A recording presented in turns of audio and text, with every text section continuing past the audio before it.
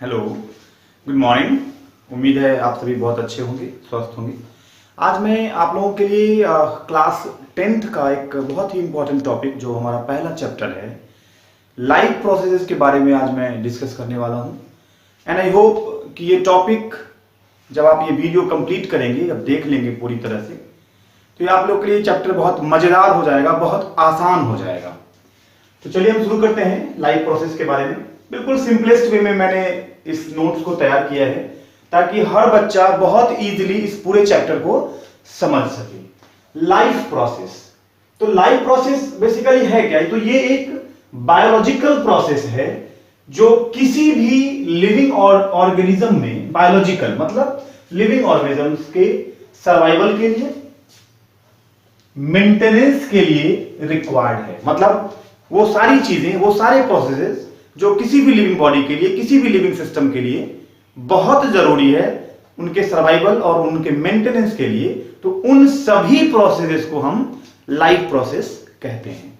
अब ये life process है क्या? तो यहां मैंने मेंशन कर दिया है, nutrition, respiration, transportation and excretion. ठीक है।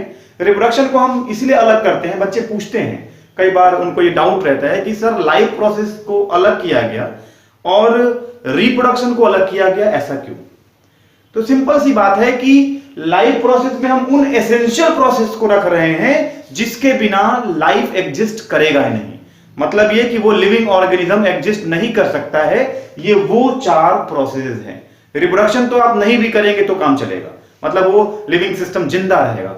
रिप्रोडक्शन इज बेसिकली जो इंपॉर्टेंट है अगर, तो वो कंटिन्यूटी ऑफ लाइफ के लिए है कि आपका जनरेशन फिर वो कंटिन्यू करेगा, उसके लिए जरूरी है, ना कि सर्वाइवल के लिए या मेंटेनेंस के लिए। तो इसलिए इसको अलग किया गया है। 10th लेवल में आपको ये समझना है। आगे की क्लासेस में आप रिप्रोडक्शन के इंपॉर्टेंस के बारे में भी डिस्कस करेंगे, समझेंगे। अब यहां देखिए, मैंने न्यूट्रिशन के लिए बहुत ही सिंपलेस्ट डेफिनेशन मेंशन कर दिया है, the process of obtaining nutrient. मतलब ये कि वो प्रोसेस जिसके थ्रू आप न्यूट्रिएंट, अब न्यूट्रिएंट में है क्या? तो आप कार्बोहाइड्रेट, फैट, मिनरल, विटामिन, ये सारी चीजें जब आप ऑब्टेन करते हैं तो उन प्रोसेसेस को हम न्यूट्रिशन कहते हैं। ठीक है। फिर है रेस्पिरेशन। आपने जो चीजें ली, जो चीजें आपने खाई, जो आपने खाना खाया, जो आपने न्यूट्रिएंट लिया, उन सभी के द्वारा जो एनर्जी आपको मिल रही है, मतलब सिंपली मैं यहां यह कह सकता हूं, respiration is the process to obtain energy from absorbed food. जो भी खाया आपने, एब्जॉर्ब किया, उसके थ्रू जो एनर्जी मिल रही है। अब ये एनर्जी क्या है? तो energy is in the form of ATP, जो आप प्रीवियस क्लासेस में ऑलरेडी पढ़ चुके हैं। अब बात आती है ट्रांसपोर्टेशन की।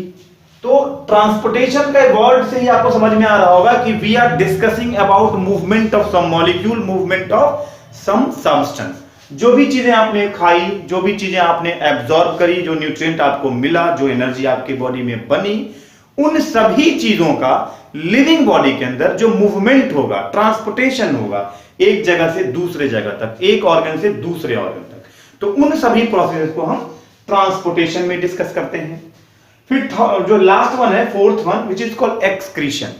अब देखिए, जो भी आपने खाया, एनर्जी बनाई, ट्रांसपोर्ट किया, इन सभी प्रोसेसेस के होने के क्रम में, मतलब सिंपली मैं इंग्लिश में डायरेक्टली ये कह सकता हूं कि excretion is the process of removal of toxic substance, metabolic waste from the body.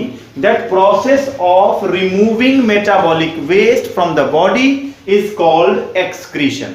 अब यहां एक नया वर्ड आ गया, मेटाबॉलिक वेस्ट, या यूं कह लीजिए कि ये एक वर्ड है जो मेटाबॉलिज्म से डिराइव हुआ है। तो मैंने इसको समझने के लिए यहां पे मैंने अलग से ये चीज भी लिख दी है कि व्हाट इज मेटाबॉलिज्म। इसी को हम लोग मेटाबॉलिक प्रोसेस, मेटाबॉलिक रिएक्शन के नाम से भी अलग अलग बुक्स में डिस्कस करते हैं। अब ये है क्या? तो मैंने यहां मेंशन कर दिया, सम टोटल बायोलॉजिकल प्रोसेस। मतलब ये कि लिविंग सिस्टम में जो कुछ भी हो रहा है, लिविंग सेल के अंदर, लिविंग टिश्यू के अंदर, लिविंग ऑर्गेनिजम्स के अंदर, कुछ भी, जो भी चीजें हो रही हैं, उन सभी को हम मेटाबॉलिज्म, उन सभी प्रोसेस को हम मेटाबॉलिक प्रोसेस कहते हैं। अब इस मेटाबॉलिक प्रोसेस को भी मैंने डिफरेंशिएट कर दिया ताकि आपको आसान हो जाए, आपके लिए समझना आसान हो जाए। पहला है एनाबॉलिज्म एंड दूसरा है कैटाबॉलिज्म। एनाबॉलिज्म क्या है भाई?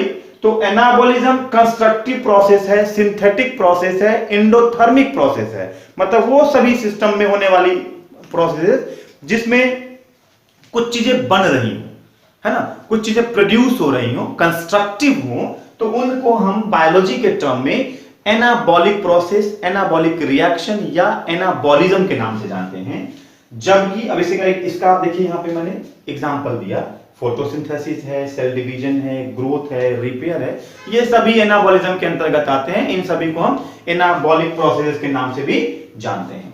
फिर है हमारा जो कैटाबॉलिज्म, तो ये डिस्ट्रक्टिव प्रोसेस है, एक्सोथर्मिक प्रोसेस है, जिसके थ्रू आपको एनर्जी मिलती है, जिसके थ्रू आपको एटीपी मिलती है, और उसका जो बेस्ट एग्जांपल है वो है हमारा रेस्पिरेशन। ठीक है, तो ये है अभी का टॉपिक। फिर हम ग्रेजुअली 1 बाय 1 करके, पार्ट 1 है ये हमारा लाइफ प्रोसेस का, इसके साथ ही हम नेक्स्ट पार्ट में न्यूट्रिशन टॉपिक को बिल्कुल इसी तरह सिंपलेस्ट वे में हम डिस्कस करेंगे। आप अपने नोट्स बनाने के लिए इसका स्क्रीनशॉट ले सकते हैं। ऊपर आई बटन आपको दिख रहा होगा, उस आई बटन के थ्रू आप रिलेटेड टॉपिक जो साइंस से रिलेटेड होगा उस डायरेक्ट उस पेज में आप जा सकते हैं। ओके, हम उम्मीद करते हैं ये चीज आपको बिल्कुल बेहतर ढंग से समझ में आ रही होगी। मेरे चैनल को सब्सक्राइब करना बिल्कुल ना भूलें, ताकि आप उन सभी चीजों से अपडेट रख सकें जो भी चीजें मैं ग्रेजुअली अपलोड करता रहूंगा यूट्यूब पे।